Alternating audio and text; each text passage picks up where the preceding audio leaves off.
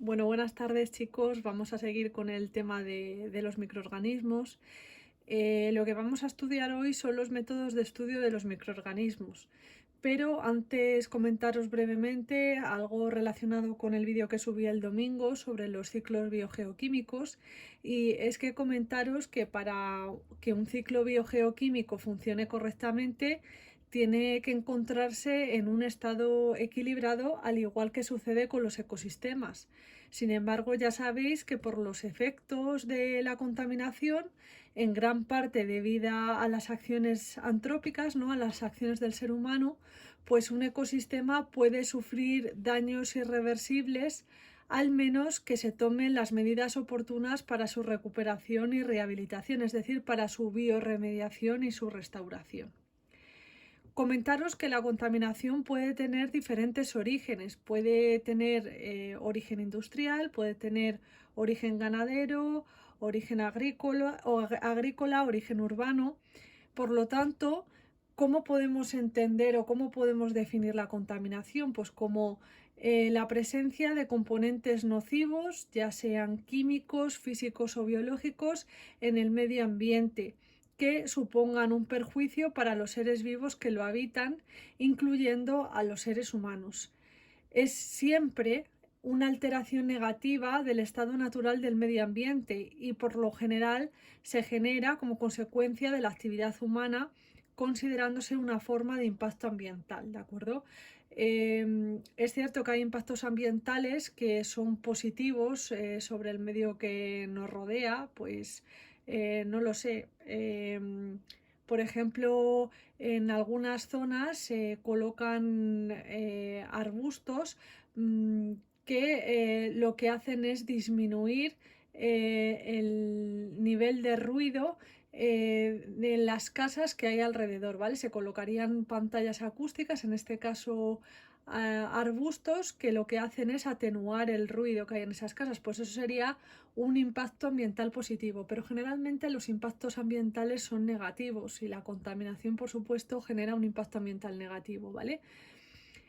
Se define como contaminante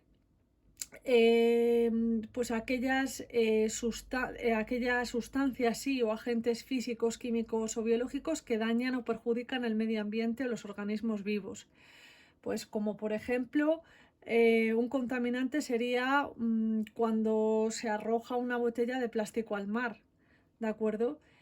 Una botella de plástico cuando se tira al mar se tardaría en descomponerse unos 500 años, perjudicando a la fauna acuática y no solo a la fauna acuática, porque los peces que consumimos los seres humanos también tienen microplásticos, ¿vale? Por lo tanto, es un perjuicio para toda la cadena alimentaria, ¿de acuerdo?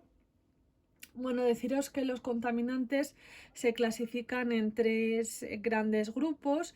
Tenemos los contaminantes químicos, los físicos y los biológicos, ¿vale? Por un lado tenemos los agentes químicos o contaminantes químicos, como por ejemplo pesticidas, plaguicidas, medicamentos, etcétera, que cuando se vierten en el agua en exceso provocan la eutrofización de las aguas. Y ya os suena eso de eutrofización, ¿no? ¿En qué consiste ese proceso? Bueno, la eutrofización se trata de un proceso natural en el que las aguas se enriquecen de nutrientes, fundamentalmente fosfatos y nitratos, que favorecen el crecimiento de algas, cianobacterias o vegetación acuática y el agotamiento del oxígeno, por tanto. ¿El problema dónde está? Pues o dónde radica, pues que cuando el agua asimila una alta concentración de nutrientes, fundamentalmente, como digo, fosfatos y nitratos, pues ocurre la eutrofización antropogénica. Es decir, que se produce la eutrofización por parte del ser humano y dan un aspecto al agua pues de esta forma, ¿de acuerdo? Fijaros aquí lo que ha provocado la eutrofización de las aguas, ¿no? Se produce un crecimiento desmesurado de algas y vegetación acuática, agotando el oxígeno y bueno, pues eso es lo que ocurre, ¿no? Claro, ¿cuáles son los efectos de esa eutrofización? Bueno, pues que el exceso de nutrientes eh, pues es tomado por plantas y determinados organismos simples que al morir son descompuestos por los microorganismos, lo que implica un alto consumo del oxígeno disuelto que impide la vida de otros seres vivos y genera malos olores en el agua, que se torna, pues la verdad que inservible. Entonces esto implica pues una disminución de la calidad y potabilidad del agua, así como un cambio en las condiciones ambientales de dicho entorno. Modifica el ecosistema por completo de los seres vivos acuáticos y de los organismos que necesitan el oxígeno para poder vivir, de los organismos aerobios, pudiendo causarles la muerte y poniendo además en peligro la salud humana. O sea que fijaros qué importante es este problema, el de la eutrofización por causas antrópicas, ¿no? Bien, otros agentes químicos importantes son los productos tóxicos difícilmente biodegradables, como el caso de los metales pesados o los biocidas que se utilizan para controlar plagas de insectos. Por ejemplo, bueno, ¿cuál es el problema de estos productos? Pues que al ser incapaces de ser digeridos, se bioacumulan de manera que su concentración se eleva a medida que se asciende en el nivel trófico de una cadena alimentaria, es decir, a medida que un organismo consume individuos del nivel trófico inferior, ingiere el contaminante de todos los individuos que consume, y esto ocurre a su vez con el animal que se alimenta de la especie de este organismo, que es este, ¿no? Provocando que cada vez y de forma gradual la concentración del contaminante sea mayor cuanto mayor ascendamos en el nivel trófico, ¿vale? Entonces en este caso ya estaríamos hablando de la bioamplificación, ¿de acuerdo? Bueno, entonces, como digo, la bioamplificación, pues provoca que, bueno, sabéis que en una cadena trófica, en una pirámide alimentaria, estarían los productores, ¿no? Los consumidores primarios, secundarios, terciarios. Bueno, pues los carnívoros superiores, que serían los consumidores terciarios, los que están más arriba, pues por ejemplo aquí, ¿no? En el pico de la pirámide, pues provoca que en los carnívoros superiores la concentración de contaminantes llegue a niveles suficientemente altos como para causar efectos adversos notables, ¿no? Entonces, si el animal es objetivo de consumo humano, la bioamplificación puede hacerlo no apto por el riesgo que supone. Bueno, por otro lado, deciros que para que un contaminante se bioamplifique, primero tiene que bioacumularse en el organismo. Y para que se bioacumule, el contaminante tiene que tener una gran afinidad por las grasas, es decir, tiene que ser lipófilo. Y además no debe poder ser degradado fácilmente ni por los procesos ambientales ni por los organismos, cuya capacidad de degradación del contaminante tiene que ser inferior a la tasa en la que éste entra en el organismo. De esta forma, pues el contaminante quedará acumulado en las reservas de grasas del organismo durante mucho tiempo, y entonces el contaminante tendrá capacidad para pasar al siguiente nivel trófico, ¿vale? Esto, bueno, a modo de mayor aclaración, pero bueno, quedaros con lo que es la bioacumulación y la bioamplificación, ¿vale? Bueno, también el petróleo contiene sustancias que resultan muy difícilmente degradarlas y que dañan el ecosistema marino. Y por otra parte, la lluvia ácida ya sabéis que se forma como consecuencia de que los óxidos de azufre se combinan con el agua y caen en forma de ácido sulfúrico con las precipitaciones, dañando los ecosistemas tanto terrestres como acuáticos, y provoca el mal de la piedra, como vimos el otro día en el ciclo del azufre, ¿no? Porque digamos que reacciona ese ácido sulfúrico con piedra caliza y descompone la piedra caliza, dando un aspecto, por ejemplo, a las esculturas bueno, que se van deteriorando, ¿no? Y que es imposible volverlas a recuperar. Por otro lado, tenemos los agentes o contaminantes físicos. Por ejemplo, si se arrojan vertidos de una central nuclear que utiliza el agua fluvial como refrigerante, ¿qué pasa? Pues que si esta agua se devuelve al río a una temperatura más elevada, pues provoca un impacto sobre el ecosistema de tal manera que morirían los peces, por ejemplo, ¿no? Y luego, por otra parte, tenemos los contaminantes biológicos, ¿no? Que son los microorganismos que pueden provocar enfermedades, como por ejemplo la salmonelosis, ¿vale?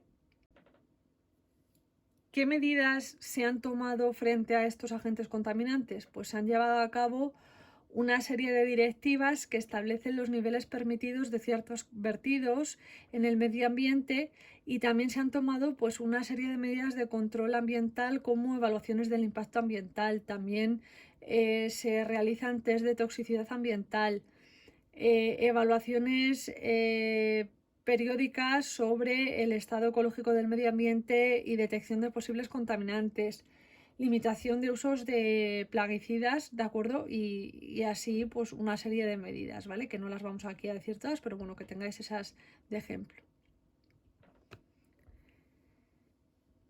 Vale. ¿Cuáles son los objetivos que persigue la microbiología, que persiguen los microbiólogos? El primero de ellos es aislar e identificar los microorganismos. Pensad, por ejemplo, en un hospital. En un hospital, aparte de los médicos, los enfermeros, los celadores, etcétera, y de las consultas y los quirófanos, también hay laboratorios en los hospitales.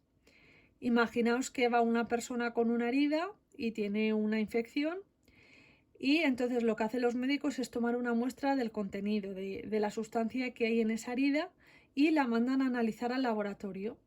Bueno, pues en los laboratorios del hospital habrá un grupo de microbiología, de microbiólogos, que tomará esa muestra y tratará de que esas bacterias crezcan en un medio de cultivo para conseguir aislar la bacteria, y mediante diferentes técnicas que yo ahora no os voy a explicar, eso ya entraría dentro del estudio de la microbiología, ¿vale? Bueno, pues mediante diferentes técnicas tratan de identificar qué microorganismo es. Entonces, una vez que identifica la bacteria, pues ya pueden recomendar un determinado tratamiento u otro, el uso, digamos, de un determinado antibiótico u otro, ¿no? Entonces, ese sería un objetivo de la microbiología. Y por otro lado, también lo que hacen los microbiólogos es cultivar y crecer cepas, es decir, bacterias, protozoos o el microorganismo que sea, para poderlo estudiar. Imaginad que unos investigadores van al campo y descubren una charca que tiene un color extraño. Pues lo que hacen es tomar una muestra de agua, y esa muestra pueden llevarla luego al laboratorio de microbiología para que analice lo que hay ahí en esa muestra.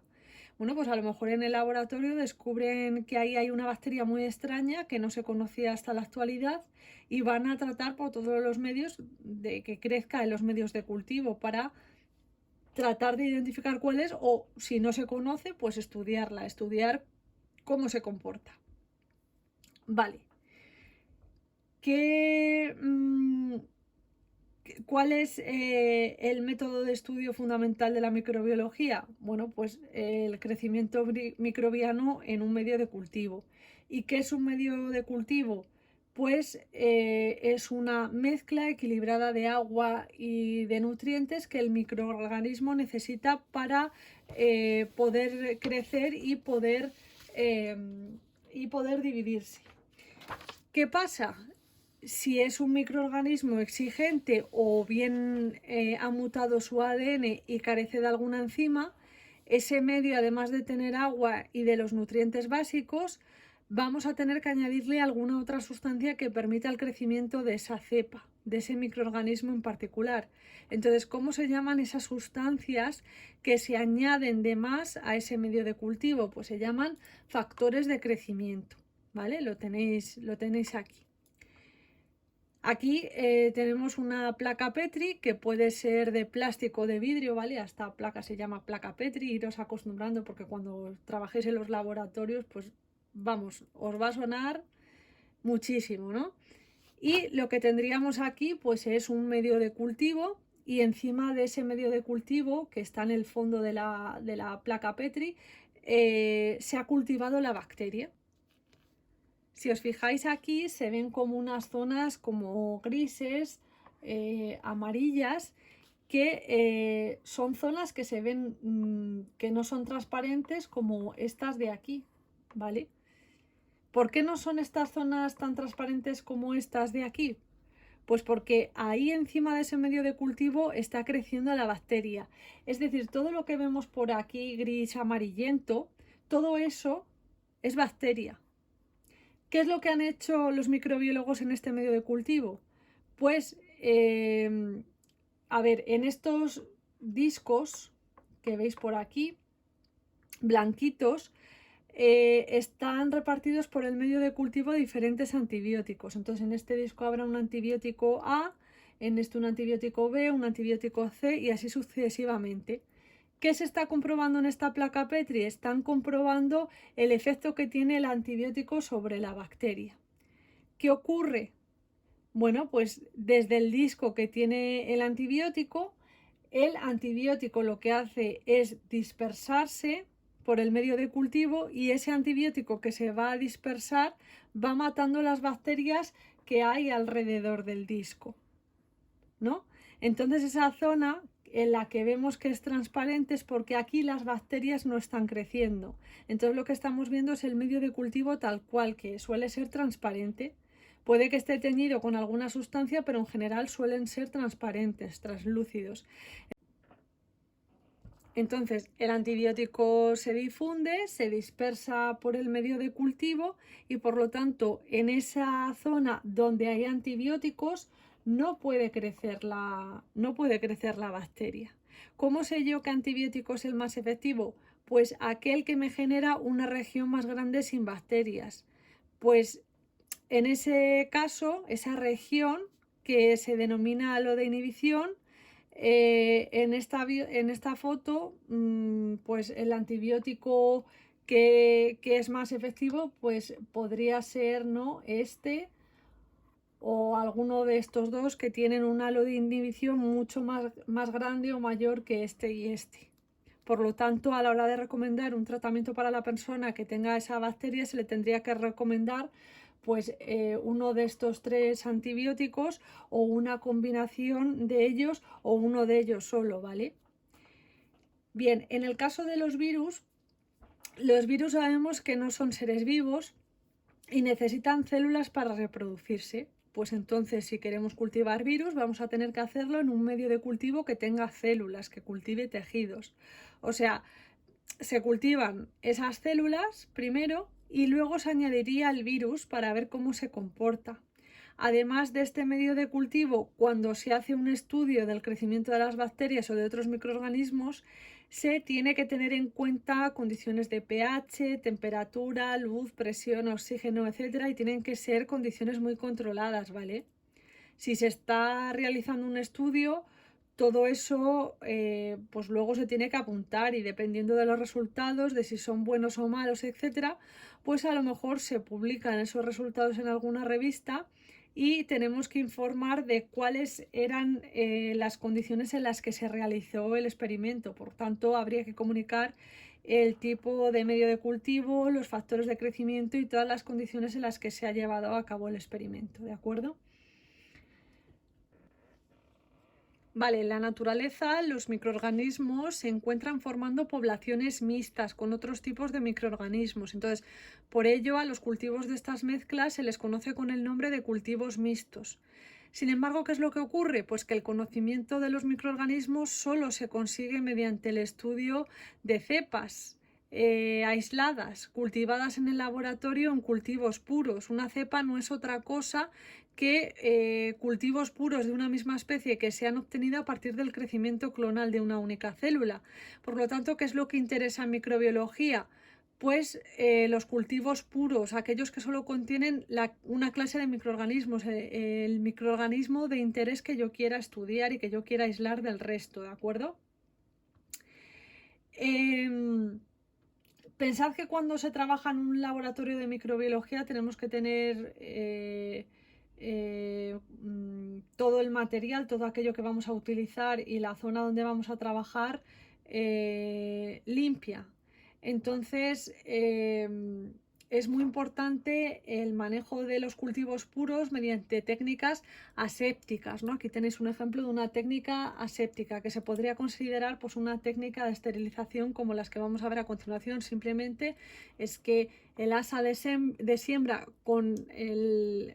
es decir, el instrumento con el que yo voy a recoger la muestra de bacterias, lo que hace es esterilizarse, eliminar toda forma de vida presente en esa asa de siembras, se esteriliza, ¿no? Se pasa por encima del mechero y luego ya una vez que la asa de siembra está esterilizada, el tubo donde está la muestra, imaginaros que yo quiero estudiar pues no sé, una bacteria que esté en una muestra de agua. Bueno, pues en el tubo estaría la muestra de agua y lo que hago es recoger con el asa de siembra parte de esa muestra, se extrae la muestra y se vuelve a tapar el tubo. Siempre se trabaja cerca de la llama para respetar las condiciones más estériles posibles, ¿vale? Y luego ya una vez que yo he recogido mi muestra y he tapado el tubo, pues luego se pasa la muestra a otro tubo con medio de cultivo, a un tubo o a una placa Petri, ¿vale? Como las que hemos visto anteriormente. Y lo que os digo, ¿no? Vamos a ver ahora las técnicas de esterilización. Decía que todo aquello que vamos a utilizar, la zona donde vamos a trabajar, tiene que estar limpia, tiene que estar estéril y por eso es necesario utilizar técnicas de esterilización como la que acabamos de ver, que es un conjunto de procesos mediante los cuales, repito, eliminamos todas las formas de vida, incluyendo esporas o endosporas que puedan generar las bacterias, ¿vale? Y se elimina del ambiente, de los medios de cultivo que vayamos a utilizar y de los instrumentos que utilicemos, ¿de acuerdo? Es decir, si estamos utilizando asas de siembra, placas Petri, si utilizamos porta o cubreobjetos, lo mismo, todo tiene que estar perfectamente esterilizado. ¿Para qué? Pues para que si nosotros vamos a ver determinadas bacterias, esa muestra no se contamine con otras que pueda haber alrededor. ¿Vale? Entonces, ¿qué métodos de esterilización tenéis que conocer? Bueno, pues métodos físicos por calor o con radiaciones ionizantes. A ver, vamos a hablar, por ejemplo, sobre el calor, el método físico por calor. Por ejemplo, el flameado con el mechero Bunsen, que es el que tenéis aquí. ¿Cuál es la diferencia entre un mechero Bunsen y un mechero de alcohol? Pues la diferencia entre uno y otro es que este por aquí tiene un conducto, una tubería que lleva el gas a esta zona, al mechero, y esto pues es un recipiente con alcohol con una mecha, ¿vale? Que se enciende con un mechero normal y ya está. Estos mecheros lo que hacen es introducirse en las campanas de extracción y entonces ahí se consigue un ambiente estéril. Este calor, ¿vale? De los mecheros lo que hace es matar a las bacterias que pueda haber alrededor de nuestras manos, ¿de acuerdo? Entonces, una cosa muy importante es que si estamos trabajando con guantes no podemos tener el mechero encendido. ¿Por qué? Porque si por lo que sea paso la mano por encima del mechero, el plástico se quema y me va a provocar una quemadura muy importante, ¿vale? Entonces, esto sería una forma de esterilizar por calor. Y por otro lado, para esterilizar el material, las placas Petri, las asas de siembra, las tijeras, todo lo que se utiliza, se suele utilizar el autoclave, ¿vale? Que os he puesto aquí lo que es pues un recipiente, ¿no? Que funciona como una olla a presión, ¿vale? Es esto que veis aquí, el autoclave. Los hay de diferentes tamaños y lo que os digo es como una olla a presión donde hay agua, ahí se introducen los materiales y ese autoclave cerrado herméticamente lleva ese agua a una temperatura de 120 grados aproximadamente y está cociéndose, por así decirlo, durante 20 minutos y eso mata todas las bacterias y todas las formas de vida que pueda haber en ese material. Y también otra forma de eliminar, de esterilizar por método físico, por método físico son las radiaciones ionizantes, ¿de acuerdo? Entonces aquí os he puesto una imagen de una cámara donde se colocarían las placas Petri que están siendo esterilizadas por radiación ultravioleta y pues bueno, se podría utilizar otro tipo de radiación, pero normalmente la más utilizada es la radiación ultravioleta que se utiliza también en los quirófanos, ¿vale? Y luego, por otro lado, estarían los métodos químicos, que consisten en utilizar diferentes, diferentes, no, determinadas sustancias químicas para limpiar el material. Por ejemplo, el hipoclorito de sodio, que es la lejía, el óxido de etileno, el formol, etc. Vale, y por último la pasteurización, que aunque yo no os la haya incluido en los apuntes, os digo dos cosillas de ella, ¿vale? A ver, la pasteurización también es una esterilización, pero parcial, ¿vale? Me explico. En la esterilización matábamos las células vivas y las esporas o endosporas que pudiera haber. Con la pasteurización lo que se hace es solo matar a las células vegetativas, ¿vale? A las esporas no se las mataría, pero bueno, hay...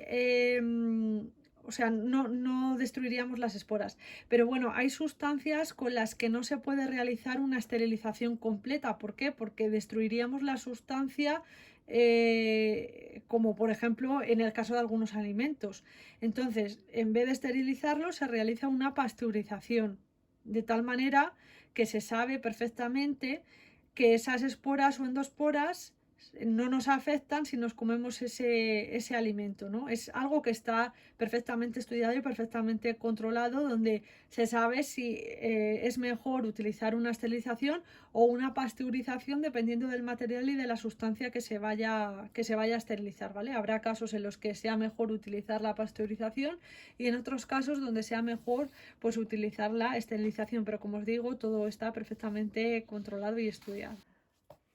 Vale, hemos dicho antes que lo que a nosotros nos interesa es aislar el microorganismo del resto de microorganismos y cómo se hace eso, cómo se separa un microorganismo del resto de microorganismos que lo acompañan. Pues se realiza mediante dos métodos para separarlo. El más utilizado es la siembra por estría o agotamiento de asa en superficie sobre un medio de cultivo sólido, como por ejemplo puede ser el agar de color rojo, que se disponga en una placa Petri.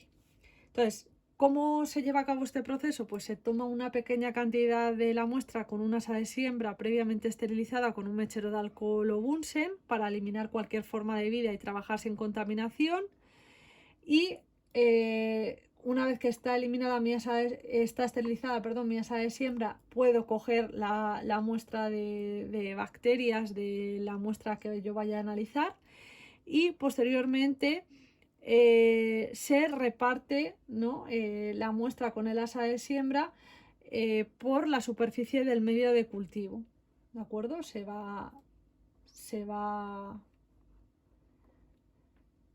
van realizando estrías, ¿no? Sucesivas en la superficie de la placa sobre ese medio de cultivo.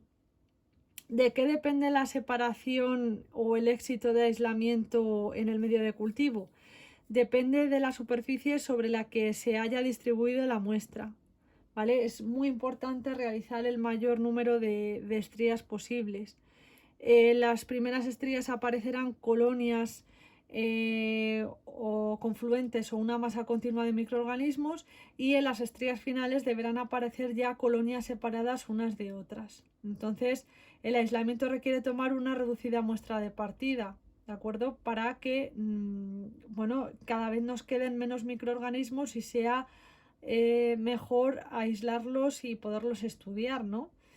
Entonces, pues la sucesiva disminución del tamaño de la población sobre el asa al recorrer el medio de cultivo debe asegurar que finalmente algunas células queden suficientemente separadas sobre la superficie, como os digo, para que se puedan estudiar, ¿vale? Vale, y la otra técnica consiste en realizar diluciones sucesivas en condiciones estériles de la muestra con el objetivo de sembrar posteriormente en una placa Petri cantidades conocidas de la muestra que estamos estudiando. Esa muestra se mezclará con agar líquido y se obtendrán colonias separadas del microorganismo estudiado, pues, por ejemplo, de levaduras, ¿no? Entonces, una vez que se forman colonias visibles, Generalmente después de un día se seleccionan para el recuento de colonias las placas en las que estas están bien separadas y pues las placas que tienen entre 30 y 300 colonias se las considera que ofrecen una buena relación entre la rapidez del recuento y la precisión en el resultado obtenido.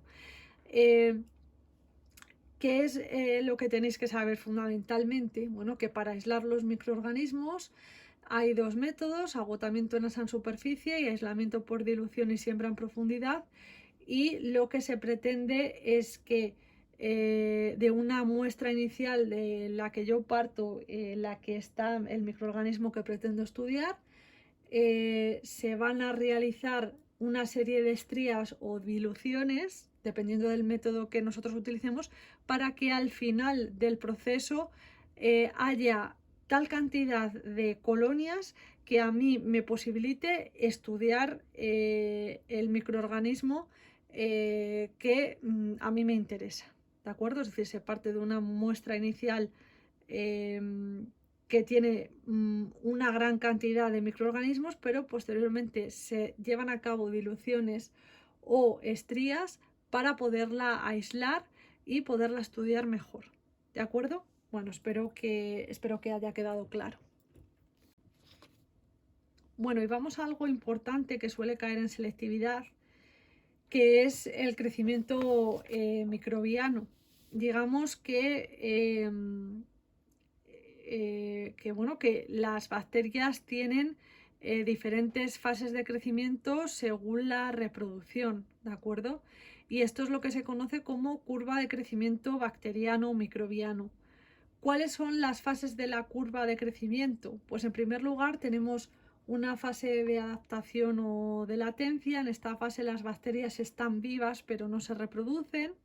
¿Por qué? Pues porque se están adaptando a ese medio nuevo en el que las hemos colocado. Tienen que adaptar ese metabolismo a los nutrientes que hay en el medio, a la cantidad de agua o humedad que hay. ¿De acuerdo? Entonces están adaptando su metabolismo a ese ambiente nuevo en el que las hemos colocado. Por lo tanto, no se reproducen y están en fase de adaptación o latencia. La siguiente fase es la fase exponencial o logarítmica, porque hay un crecimiento de la población enorme, exagerado, lo veis, ¿no? ¿Por qué? Bueno, pues porque las bacterias, una vez que han adaptado su metabolismo, empiezan a aprovechar esos nutrientes y empiezan, por lo tanto, a reproducirse. Se duplicaría en cada división la población y por eso el microorganismo en cuestión crece de manera exponencial. Luego llegaríamos a una fase estacionaria en la que se equilibra el número de muertes y el número de individuos generados por la reproducción, ¿vale? Entonces digamos que se genera el mismo número de individuos nuevos en cada generación que los que van muriendo. Y luego finalmente llegaríamos a la fase de declive o muerte, que es en aquella fase en la que la población de bacterias empieza a reducirse. ¿Por qué? Pues porque se empiezan a quedar sin nutrientes en el medio y porque, claro, esas bacterias que van muriendo porque se llenan de sustancias tóxicas. Entonces, en el ambiente, en ese medio de cultivo, va a haber gran cantidad de tóxicos. Entonces, al final, pues el cultivo, las bacterias, digamos, al final acaban muriendo, ¿no? Entonces, estas serían todas las fases de la curva de crecimiento de las bacterias cuando las colocamos en un medio de cultivo.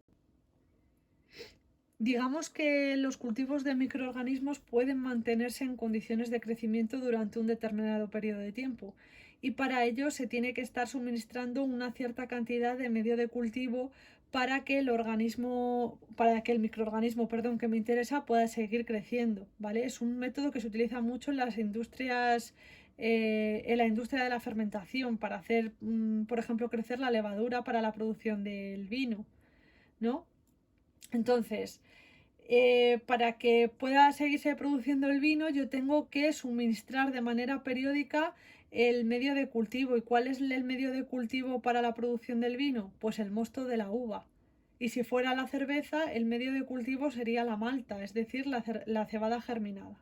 ¿De acuerdo? Entonces, hay veces en el que el cultivo de microorganismos tiene que ser continuo y para ello hay que suministrar continuamente el medio de cultivo para que esas bacterias puedan crecer. Vale, y lo último que ya vamos a ver por hoy es otra cosa. ¿Cómo se pueden observar los microorganismos? Pues para observar los microorganismos se pueden emplear dos técnicas, que son la preparación en fresco y las tinciones, ¿no? Y ambos procesos o ambas técnicas se utilizan los cubre y los portaobjetos, ¿vale? Vale, ¿cómo es la preparación en fresco simple? ¿Qué se hace en la preparación fresco simple? Bueno, pues se deposita una gota de la muestra que se quiere observar en el microscopio sobre el portaobjetos y se tapa con un cubreobjetos. Me imagino que lo habréis hecho en otras clases en el instituto, y de esa manera posteriormente se podrá observar en el microscopio bacterias, protistas y hongos. Otra forma de preparación es en gota pendiente. Simplemente en gota pendiente, como veis, se deposita una muestra, una gota de una muestra sobre el cubreobjetos, ¿de acuerdo?